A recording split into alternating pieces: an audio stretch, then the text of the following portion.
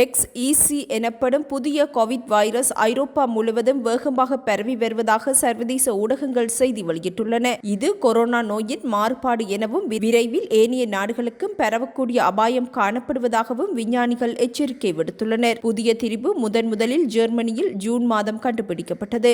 பின்னர் England, America, Denmark மற்றும் ஏனைய நாடுகளுக்கு பரவியதாகவும் ஊடகங்கள் செய்தி வெளியிட்டுள்ளன.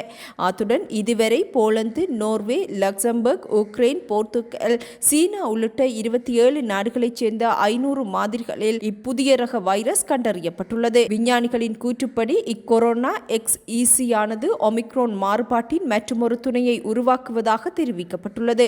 இத்தொற்றினால் பாதிக்கப்படும் பெரும்பாலான மக்கள் சில வாரங்களுக்குள் குணமடைகின்ற போதிலும் சிலருக்கு குணமடைய அதிக நேரம் ஆகும் எனவும் மேலும் சிலரை வைத்தியசாலையில் அனுமதிக்க வேண்டிய கட்டாயம் ஏற்படும் எனவும் அறிவிக்கப்பட்டுள்ளது. இப்புதிய பிறழ்வுகள் குளிர்காலத்தில் வேகமாக பரவும் அபாயம் காணப்படுவதாகவும் நிபுணர்கள் அறிவித்துள்ளனர்.